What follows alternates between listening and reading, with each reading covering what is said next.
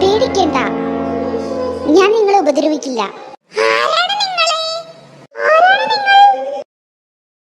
ഞാനാണ് super fairy. എന്നെ തുറന്നു വിട്ടതിന് വളരെയധികം നന്ദിയുണ്ട്.